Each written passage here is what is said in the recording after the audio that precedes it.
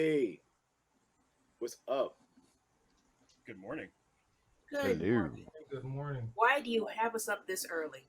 I don't make the rules here. I just follow them. All right, good Oh, people. We are here at Virtuous Con at the panel what it takes to be a comic book professional, and we have our guest here going to talk about their experiences, such as uh, how do you manage your deadlines, uh, dealing with problematic clients, and any other things they can think of. I'm N. Stephen Harris. We have the bouncer, aka Chuck Cowlins, Eric Battle, Aletha Martinez, and Jamal Igle. And I would have them talk about themselves one by one. Chuck, go ahead. What's up? Um, I'm just me. That's all. Bye. No, let me stop. That's the history, man. No, I come from the world of animation and nightlife. I did both for a very long time. Got into comics back in probably around about 2007, mostly on the indie circuit. Recently doing things for uh, a publisher Mhm. and a couple of other professional. I guess you would call them professional people. Um, and yeah, I've had my fair share of ridiculous conditions to work in, um, not getting paid on time. But I've also had a lot of positive experiences with people. So I'm happy to have this conversation. Nice. Eric Battle, Eric B. Hey, people. What's going on, man? Thanks for having me here. Yeah, I've been doing this for a minute now, um, and enjoying it all for the most part. It's like each experience, whether good or bad, is a learning experience. So it's like the way that I conducted myself in the beginning is far different from the way I conduct myself now. In terms of like dealing with clients, dealing with pay schedules, all of those things. You learn as you go along, and hopefully you learn quick. You need to learn quick. So, So no more hanging clients by the roof by the ankles, right? well, uh, you know, Always an option. yeah, there's some things that you can't let go of. You know, you need to find out what works for you. Yeah, yeah, yeah. But yeah, again, happy to be here. Aletha Martinez, the great. well, well, first, to all the kings out there, happy Father's Day. This is Thank your you. day. Here you are. You know what you've done to earn that crown. That's, that's who I am. That's why we love you, Aletha. Well, it's taken me a long time to admit this, but I'm a comic book artist. This is really all I am and all that I do with my Wow. I know it seems like that's a huge thing, but it is a huge thing for me to actually say those words and mean it and like not hide from it and go, no. One of these days, no, no, I realized last week or so, yeah, I'm not kidding, like last week, wait a minute, this is it. Hmm. It's both depressing and exhilarating. And it started with it started off ghosting. My first big book was Iron Man, and that was 20 years ago, maybe 20. That was a long, long time ago. My whole entire adult life ago. My God, I cannot believe it. This is it. And I've been working ever since, thank God. Raised my kid, raised some animals, Mhm. and now I'm working on too many things all at once, which is completely usual for me. Yes, But yeah. very recently I've gotten to do some of my most favorite characters I never thought I would get to do. I've gotten to draw Superman, Wonder Woman, Nubia. So I've completed my Pokemon set. Jamal Igle, Jamal, the Superman Stan Igle. uh, well, I was gonna say that I think I'm probably the one person in the on the panel who's probably been in the business the longest. But I think Steve and Eric and I all started around the same time. Probably, yeah. I started So a professional. I go like 91. yeah, so I'm What? 89. That was my I was first still in high foray. school. What? Are you kidding? Yeah, 81 and 91 was my first job. Yeah. So yeah, 89. I did my internship at DC, and then you know dropped out for a while. Did some other things. Went into the corporate side of advertising and marketing, and got tired of that real quick. And I've been working in comics ever since. So like 93, 94 was about the time that things really started to pop off for me. And yeah, I'm still thriving. A good portion of my career was spent working on everything and for everybody. And the last now almost a decade has been primarily doing creator owned work. Yeah, how about that? How about that? And I guess it's my turn now. I guess I am your moderator and Stephen Harris. I've been in this business since for bro, you've been over 30 years. I'm at 30 years this year. Mm.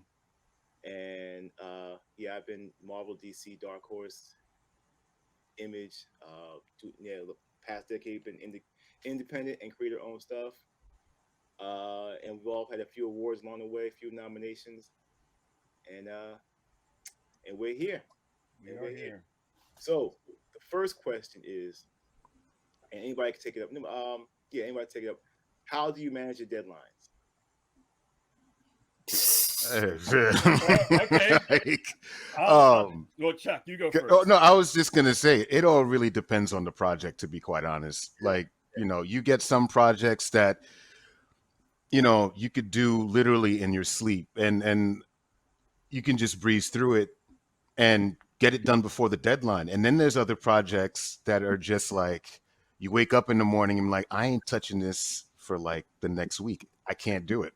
It's Right. just, it really depends. The one experience that I had this year, well, the end of last year into this year, was I did art direction for Netflix for a next Netflix ad. Mhm. And my friend was the producer on it, and he called me up and he said, "Yo, we're getting ready to do this ad for Netflix for the Biggie documentary." And I was all excited. I was like, "Yo, this is it. I'm doing this. I really want to. I'll design the characters, look it up, and everything's like, word. All right, cool. We're gonna get you on it. We're gonna pay you as soon as possible. All right, what's the deadline? Yeah, we got to get it done by like the end of February." I was like, "What? You want a full minute of animation and character designs and at the what?" And when did you get it? I got it at the 2 days before Christmas. Ooh. Yeah. So I worked through Christmas, through the new year to get these designs. My deadline was the end of January. Mm-hmm. And then the animators had to go in and do it by the end of February because they had to get the animation done by March 1st. Right. So that was something. Yeah, that goes in the category. Are we old? Are we too old for this? That's the thing. But I will say I've done other projects that have had more time with a lot more work that has taken me longer. This project was so well organized Uh, that we were able to knock things out, nice. week by week until everything was done. And that was, between me, the storyboard artist, and the producer and the director. Every couple of days we'd meet up, give a little, this is what I did past couple of days. Tell me what you think. Everybody was on call because we knew the time constraint, Right. But then there's other projects that are like, hey, we need this in like 2 months. I'm like, all right, cool. I could do like, maybe 2 or 3 pages in 2 months. And it turns into a nightmare. Mm-hmm. Yeah. So, it depends on the project for me. Yeah. All right. How about you, Eric? How do you manage yours, man? I just try to be like, in talking to a client, try to get as much information as possible up front, and just like really being honest about the kind of load I can take on at any given time. Because like right now, I'm juggling a couple of different deadlines, and thankfully, they've all seemed to they're not one on top of the other. Yeah. So I've been able to like manage like having to do some art direction over here, some actual artwork over there, those sorts of things. But um, also realizing that everything is gonna end up taking a little bit longer than you think it will, especially if you're trying to do it right. Yeah. So, you know, it's like if I'm making up the deadlines, you know, it's like I, you know, always try to, if I'm giving a deadline to someone, Mhm. to another artist, you know, it's like I try to pad the deadline for them. Yeah. Because again, you know, it's like deadlines, the deadlines that you're given, you know, oftentimes they're not, life isn't part of those deadlines. So like, you know, you have to take into account that, you know, someone may get sick, Yeah. you know, someone may have, you know, an issue, family emergency, all of those things. So even with deadlines, you hope to like have a bit of grace that comes along with those deadlines. Mhm. But in terms of like getting stuff done, like when I really have to get stuff done, Yeah. it's like whatever it takes. You know, it's like thankfully I don't need a lot of sleep, but um, you know, you can't take that for granted. You know, because Right. you know I often tell myself, you know, listen to your body. Your body will tell you what you can and cannot do. It will shut down on you if you abuse it. So you know, I take all of those things into account. and you and Chuck, I think Jamal too. You've been on the other side of the spectrum as far as being an art director, so you Mhm. build out deadlines too. All And right. on the other end, yeah, that's so you've been at even the people we talk about sometimes. But but I think at least on that end, it's made me more sympathetic Exactly. to other artists, you know, Hmm. and Yeah. being fully cognizant of what they can and can't do. And when I work with other artists, I tell them, tell me how much you can produce. Don't lie to me because you think it'll make you look better. Be honest. No, seriously. So, Yeah, like yeah, yeah. It's real. No, it's real. for example, when I was younger, I I was obsessive about deadlines. Like I would work to, like Eric was saying, I would work to my detriment sometimes. I figured out when I was exclusive to DC that I was sleeping about 4 hours a night for 7 years, trying to hit monthly deadlines. And then there just came a point where I just could not do that anymore. It was just not physically capable. So when I'm approached by a comic book client in particular about uh, a job, I let them know up front. I can do 4 pages of really great work per week, Mhm. or I can do 6 pages of really bad work per week. So which would you prefer? Nice. Tell me what your deadline, what Yeah. the real deadline is, because editors a lot of times they're padding the deadline on their end because they don't want to get screwed by somebody who isn't going to Right. produce. Because we've been in that situation as well, where somebody just drops the ball completely. Um, so, so I personally, like Eric, like I have my 6 hour minimum. I need 6 hours of sleep per night, or I'm just a mess, and that's just the way it is. I can only produce 4 pages of pencils per week, and there's no give and there's no leeway in that. But other than that, as far as deadlines go and how I handle deadlines, I am very regimental about it. There is a schedule. There's a schedule for everything. I write down everything. I make sure that all the clients are clear about when they need something in particular. Sometimes that bleeds over. Sometimes people run late. I completely understand that. Also a certain point where if somebody else is late, then I let that client know, okay, fine. But and as they say, poor planning on your part does not constitute an emergency on my part. I am and Absolutely. that doesn't make me inflexible, but you have to establish parameters with people, or Right. they're going to abuse them. Because I've been on that end as well. When especially in the early stages of my career, where I was like cranking stuff out on a regular basis, and editors thought, well, he's that fast, we can just shove a really tight deadline on him and Yeah. he'll just do it and not complain. And then I started to complain. Yeah. So, Aletha, how do you manage your deadlines? Oh my I know god. you do like 6 books at a time. It's that's all you do, but it's weird because I listened to what everyone had to say and I concur with everything I've heard. I have nothing to add on to that, except slowly the responsibilities that are put on an artist have increased over the years, so Mhm. that what you knew you can do in a certain amount of time, you then have to factor all of the extra time that you're going to spend at a computer, Right. which sometimes for me actually is longer than the time I spent at my desk, and you're still not done. So you're constantly doing this. Okay, so I might have drawn for 8 hours today, or 10 hours, or 12 hours, and I've got 3 pages that need to come in and scan. I've got to clean them up. I've got to prep them, got to get them onto the various servers everywhere they need to go. And then you run out of time in your day because there's only Mhm. 24 hours. Right. That's it. And you're not sleeping 2 to 4 hours. That's about as much as I get. So throbbing headaches are now my friend these Mm. last couple of times. And this thing is constantly happening, and you never, and all the Zoom things. I'm finding that this wonderful age of COVID has eaten. You thought, okay, wait, I'm home. This is excellent for us. This is, Oh yeah. oh Right. no, all of a sudden it's like, well, why can't you be on this Zoom thing and be here right then? There's no, all of a sudden you have like 3 or 4 of these things going on. And that's more time out of your day. It's just bigger, bigger, bigger. And Mm. now things are Mhm. opening back up. So I teach at SVA and they're like, oh, you're going to come in and teach the summer program. It's like, when? How? I need 2 or 3 Alethas at this point. I have to clone myself. Right. This is getting, it's to the point where it is more than one person can physically do.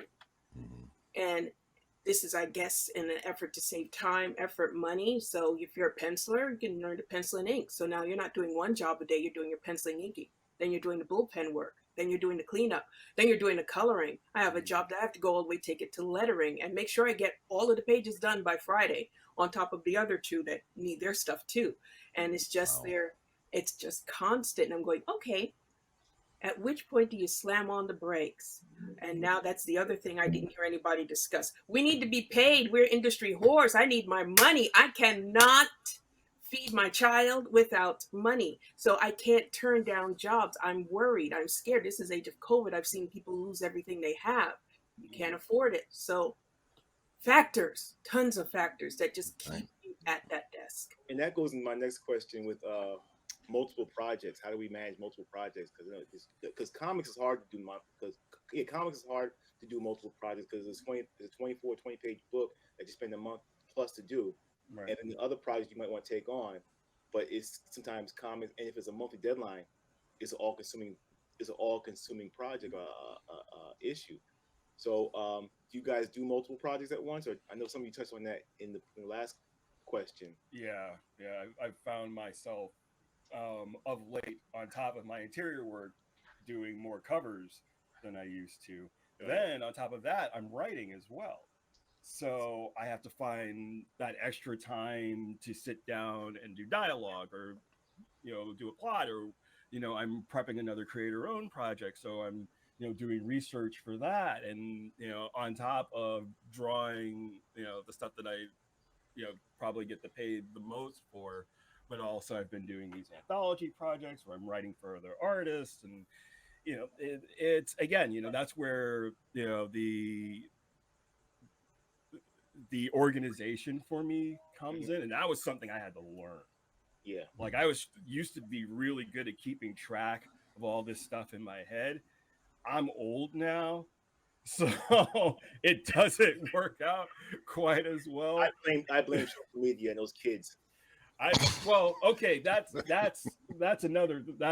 completely It's a whole different panel. that's a whole different panel. Those kids that damn social medias.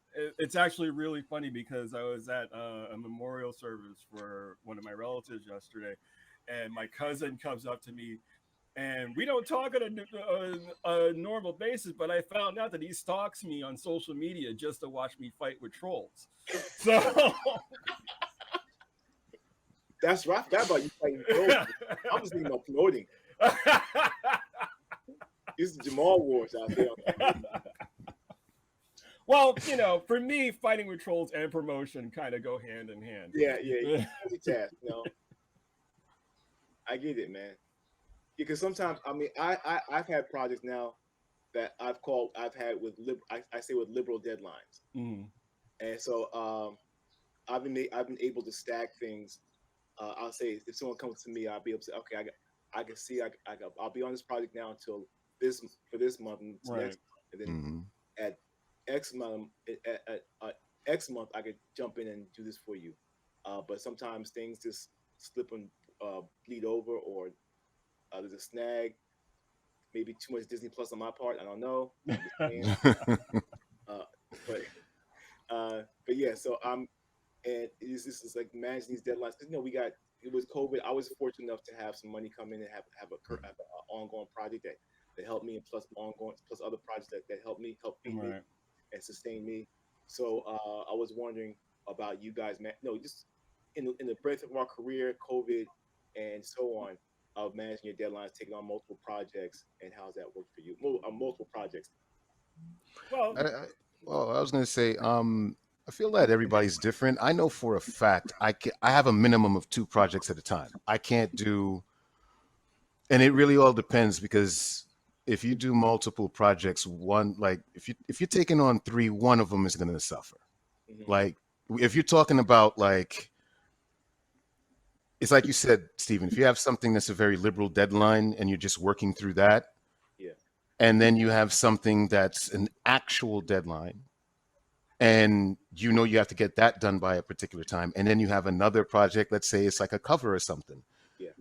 your level of concentration, I don't care who you are, everybody approaches this different, but you're going to something's going to give. mhm. You're talking about taking all the factors of your mental state, how much energy you're putting in, because a lot of the things, and I'm going to be the one to get, kind of, I don't know, you wouldn't call it spiritual about this whole thing, but as artists, Yeah. we this is energy.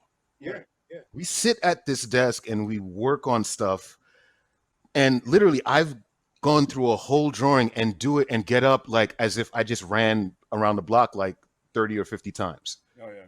And you're like, okay, do I have it in me to do this for another 5 hours? And I realize the older I get, the more I can't do that anymore. So when it comes down to it, I'll tell people straight up, which is the reason why I've changed the way that I do contracts, Mhm. the way that I take work from people, and how much I charge them. Yeah. And if it's a client that comes up and says, okay, we need an X project by this time, okay, that's cool. This is what I charge. And, this is the contract. And if there's any snafus or whatever, and you have to pay extra, or you have a certain amount of revisions, like you just read the contract and then you let me know what's up. And then they come back and I'm arguing back and forth on just the aspect of the contract. All right, yo, have a good life. Just do Yeah. your thing, find another artist. Or you know what? Maybe I'll find somebody that's willing to do it for you. Because I can't. Right. I've gotten to a point in my life where it's mental health and Oh, no, mental state. absolutely.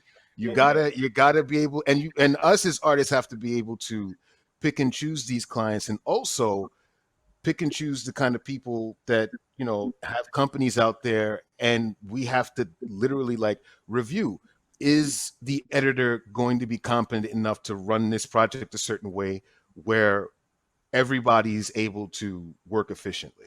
Mhm. Am I going to be working with an editor that's incompetent and says, doesn't give proper direction, and then leaves me with the buck to carry? Like it all factors in. Oh yeah. So, I think It's the it power all of really saying depends no. on yeah. So yeah, there's nothing wrong with saying no at all. Yeah. Yeah. Yeah. And not being afraid to say no. Exactly. Right. Exactly. But that's also Because, one of those like, alerts. if they approach you in the beginning, they know what you're capable of, Right. and they're Right. counting on making money off of what you do. So again, it's like, yeah, you can't be afraid to say no, because and trusting that something else is going to be around the corner. And it's like, if I don't have time for this thing over here, um, that just tells me that something else is coming that's going to be more worth my time. Mhm. And you have to be able to like really evaluate what's going to be worth your time, because you're going to be spending a lot of time on whatever you do. It's just like not wasting your time. Right. Yeah. And the power is the power of no, and it's the power of saying, "Yo, I'm out." I'm out. I've had to use that power. It was liberating to use that power just past this past fall. Mm-hmm. And I was in a position to do that, and I was like, yo, yeah, if you can't, because they want me to do extra work because I messed up on their part. And I said, if you're not gonna pay, okay, I'll do it. But if you don't pay me, this is it. Mm-hmm. And anything beyond this is I'm out. I'm not doing. I'm not doing any more of the project. And they were like, okay. I was like, okay, then that's it. It just frees you up to do other things that you want to do anyway. Yeah, I wanted to run Right. around the park. I wanted to run around the park, man. And that's it. You know, so Yeah. So, Lisa, you want to add anything to that topic? Yeah, it's funny that you said that then. I learned that lesson in 2018. That was the first time I ever told the project I'm done and I won't draw another line, because it's that subject matter thing. I remember. You know, like we enter comics and I think we have this kind of, I like superhero stuff. I want to draw people fighting big epic battles, the adventures. I'm so happy with all that. But now comics, the landscape is changing. There's a lot more of these sort of, how do you say this nicely? I don't know how to say these things nicely. This is the problem. You have me up. Don't say them nicely, You have Alita. me up That's too why we early. love you. And Say it. so I'm not like my mask is going to crack here. Go ahead, speak your But truth. there are a lot of these kind of, autobiographical books about nothing. It's like they're cute, but then the style is this blanket thing, and this thing. I'm like, oh my god, these books bore me to tears. I've had to draw heroes sitting on the couch crying about their feelings. I've drawn Wolverine several times over the years, and one of the last times, a man was crying, begging death to kill him. I'm like, what the hell is this? So finally, it's like I'm back on books where like people are doing battle again, the things I came here just to draw comic books for. Right. But it's weird how now though you'll get approached with a new project. This has made me extremely cautious. If I stick working for the big two, and I very rarely roam out of their backyard, because people will come up. It's like, don't you know what I like to draw? Don't you see what I draw? So why in the world would you come at me with a project that's like, what? It's like, and I get it, and then you try to hide it from me. Like, eventually I won't get a script that's like, so they eat up the time off the deadline and then present you with something that they figure, well, you'll have to draw. And I'm like, Right. and I had this thing with him and go, oh no, what do I do? What do I do? And that happened to be on the very day Stanley died.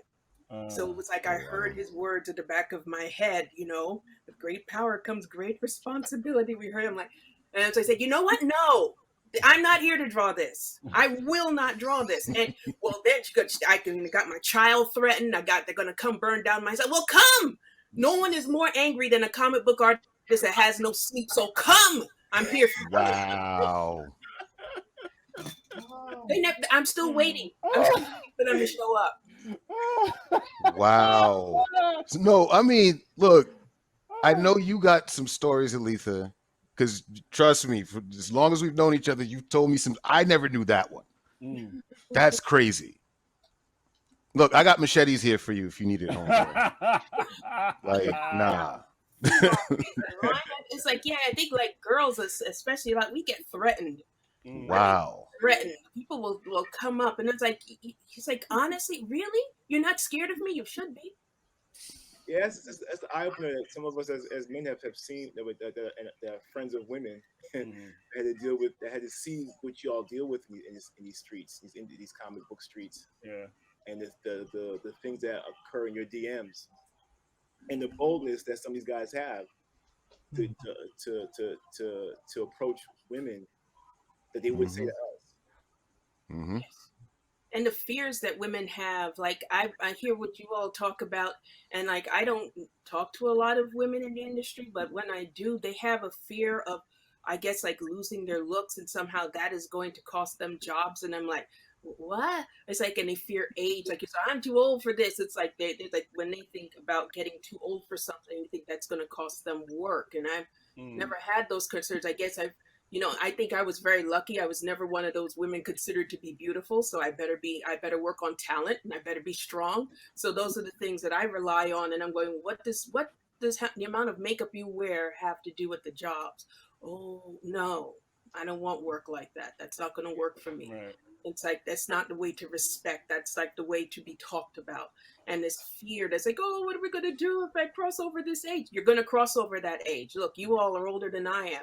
And still, it's like, I hope, of course, I don't catch that heart attack and die Right. before I reach my 30-year mark, but still, you can't go into it fearful of these kind of things. Yeah, When you that's talk wow. about when you talk about your projects, you're the hardest working one of all of us, and we work pretty hard. I've heard the projects and how many projects you've had to do and deal with uh, in the years that I've known you. And I'm like, Letha, you're taking on a lot of work. Yeah. Yeah, unfortunately, and this year is like the scariest amount for me because I've never really battled illness before. Wants us to keep going down and getting back up. I mean, the last time we were fully vaccinated on the 6th. A week later, I had to go to the hospital in screaming pain. They're like, "You've got COVID." I'm like, "What?" And they're like, "I Wow. can't believe you get." It's like, "I can't believe you got back up." It's like, "What do you think I was gonna die?" It's like, "Ooh, Oh oh, no. You got within the 2 week span of one of the shots. Mm. yep, yep." Of the first shot, or second, of the first shot, or second shot. Second shot. Wow. Pfizer. So it's like, it's just so scary. Like, then it's like, wait a minute, I've got to factor in this funny thing where now you're dealing with these after effects. So I'm waking up and I'm like, oh, there's the headache. Okay, let's just pop the aspirin. Let's get that going. Drink the coffee on top of it. So then it kills it a little bit. Wait till the lights stop flashing. Go to work. Work from here till Wow. 10 o'clock at night. See, you all are interrupting my schedule now. Till 10 o'clock at night. Take 4 hours of sleep. Get up, do it again. Wow. Yeah. Mm-mm. Oh, it's fun. Yeah, it's a lot. And the thing is, it's like, and just to go on to what you were saying, we work in a business that's, unforgiving with time, low, it's in some cases low pay, because if you're working for a major companies sometimes want to pay you less than actual, Oh, yeah. independent companies. Yeah. And we're working with no health insurance. We have to go and look for our own health insurance in order to maintain ourselves and our own well-being. And God forbid you get sick, like Aletha is talking about, during a project, and you have deadlines. And it's not like you could tell, depending on who you're working for, it's like you could tell them like, oh, yo, I need bed rest for like maybe the next 8 hours. And they're gonna be like, it's crazy. And maybe if you're fortunate enough to make less than a certain amount of money, you can get New York health insurance. Right. Mm. But yeah, so I guess our next question: are we too old for a monthly book? Yes. Is it too old or too smart? A little of both. Yeah. Yeah. A little column A. I'm definitely too old to be doing monthlies. I need the lead time. I need the space, and sometimes even when I have what's supposed to be a generous deadline towards the end of the project, that's when things start to get screwed up. Mhm. Not because of me, because I'm been working the entire time, but then script starts coming in late or in drabs or in whatever. So I'm finding myself having to supplement those lost days waiting for a script from a writer with other things. And luckily, I I'm lucky in the how do I describe this? So I'm very lucky because I haven't really had to go out and seek work for a very long time.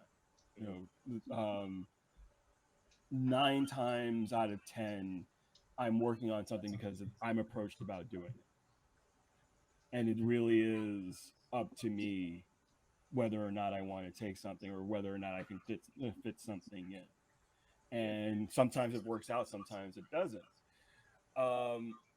But at the same time, because of that, it's given me one of the things that's happened over the last decade, because I've been primarily doing things that I either have some equity in or ownership in, or it's a fun little thing that I can just pop in for like 6, 7, 8 pages, pop out and go back and do the stuff that more often than not is paying me more to do my own thing and has a much more generous schedule.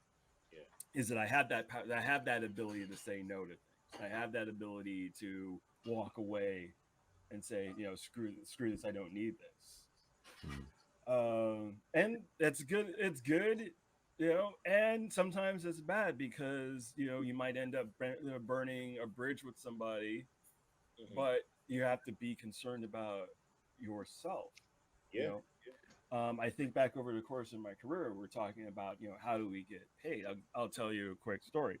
So I was working on this project for Humanoids back in the early 2000s when they were making their original foray into the American market. And I was working on this graphic album series called Ame Dons, Army of Angels. Mhm. And I did the first book. The first book took me 9 months to finish. It was 48 pages, pencils and ink. It was the first time I'd ever inked myself on a project, Mhm. and I was being micromanaged by the publisher, like on every single page, like doing changes and corrections on every single page. So the first book, it was fine. You know, things were working out. The second book comes along, they cut the schedule by 3 months. So I go from having 9 months to do the book to 6 months to do the book with the same level of scrutiny from the publisher. And then toward about halfway through working on the book, I was supposed to get paid every 30 days. Every 30 days turned into every 45 days. Every 45 days turned into every 90 days. So I found myself, yeah. Wow. I was So, in no. Yeah. So I found myself in a position where I needed to supplement my income. Mhm. So it was right around that time when I started getting fill-in work at DC and Marvel. Right. And you know, I forget I was working on. This is right before I took over Firestorm over at DC. So I was doing an issue of Marvel Age Spider-Man, and I was doing like fill-ins on Green Lantern. Mhm. And my editor at the time, I won't mention his name because he's a friend, but you know, my editor at the time at Humanoids calls me up and he's like, "Well, you know, we need to get, you know, the rest of this book done. When am I going to see pages?" And I'm explaining to him the situation. You know, you guys haven't paid me in a while, so I needed to take this other work. And he goes, "Well, I understand that, but what does that have to do with me?" So this is when I had this is when I still had a landline. So I'll use my cell phone, you know, hooked up to my charger. Mhm. So this was me. The come to Jesus moment, right? Yeah. I was like, okay, X, I have done everything that you guys have asked me to do for a year and a half, and you have not paid me in months. So I will give you what I owe you. I will finish the book. But until that point, back off. Mhm. And he got silent for a second. And then he got back on the phone. He said, "You know what, Jamal? You're absolutely right." And that's how I learned the power of saying no. Jamal, I should have spoken to you because I guess Humanoids is no better. I worked for them during Omni in that 30, except you had 9 months and 6 months. They knew I was working on Moon Girl pencil and inking at that time. And they put me, I was supposed to go on to the second arc of Omni. Something happened. They put me on the first arc with Omni, started sending, I said, I can't do this now. Oh, here's a script, you can find it. So now I'm penciling inking 2 books monthly. Well, if you're asking too fast for a monthly, Right. 2 monthly books, full pencil and ink, and it wasn't fast enough. Oh. You're just like constantly after you're not fast enough, you're not good. And then it took during this time of COVID Mm-hmm. to go on to do these panels promoting this book that I'm like had been over for months at this point. But you know, they're like, "You're the fastest we had on this. The pages are coming in, but you make me feel like shit. Right. You treat me poorly. You're paying me net 30, so that means there's no check coming for a month. I have to work for other people." Right. That's the part you understand. You might pay me a lot of money, but that money's spent. I have rent. I've got all kinds of stuff. Mm. I've got a kid with expensive taste. You seeing this child? Forget Yes. this. Oh, You know, it's like so much. So you have to work. There's no choice. If you're asked, wait a minute, do I really want to work? If it's net 30, net 45, net 90, you will be taking another project. There's no Right. ways about it. Well, no, one of the things that I've also learned, especially over the last couple of years, as I've started taking on more and more freelance work outside of my own projects, is I tell everybody everything. I say, this is what I'm working on until this date. I can get you stuff at this date. You know, I can probably finesse it a little bit, but there's not very little wiggle room. So as long as with Ahoy, especially, like they've been very, very good to me over the last couple of years working on the Wrong Earth. They pay the fastest, they pay the most of any company that I've worked with. That includes DC. Mhm. So I make them the priority as long as I'm working for them because of the respect, the speed and payment, and in spite of the lateness issues with the last couple of issues, still giving me, like Aletha said, stuff that I want to do, stuff that I care about, at least in that regard. But I let everybody else know this is when or what I have to do when, and Mm. there's no argument. As long as I keep them all informed. Yeah, yeah. I had an issue where I was doing a monthly book, last month's book I did, and I was working so hard on one issue. It's like I just came back from the break. We had a break, and uh, came back from the break because the comics have breaks now, which is cool. But and I was looking to really jump in and do the best I could because prior to that I had to do it in finishes because they were so up against the schedule. And then I come back. I want to do the best job I can. So like the next 3 issues, I'm doing the best. I got a little bit of time, but the script comes in late, so that the script comes in late, and then by the third issue, which is issues eight or nine, I'm like busting my butt to finish this issue. And I'm like, I'd like do like the 20 pages, like 3.5 weeks or so, and in full pencil. And I didn't finish the series, but like after a point, I had to go to physical therapy because of my shoulder Uh, Mm. was hurting. Yeah, so so I'm like, no more of this stuff. If I do a monthly, it'll probably a limited series that with a tight deadline like that, or with a tighter deadline. Well, yeah, not tight as that was, but yeah, it won't be like a ongoing monthly. We got to wrap up in a couple minutes. So any last thoughts, you guys? I just do want to say real quick that for everybody watching, look, you've got five old school people telling you, what's what about all the craziness that we've been through. Please don't let that discourage you. The only thing that this tells you is get your contracts ready, know what you're willing to accept, and know what you're willing to not accept. And you're doing this because you love it. You're not doing it because it's just a thing to do and it's just another job.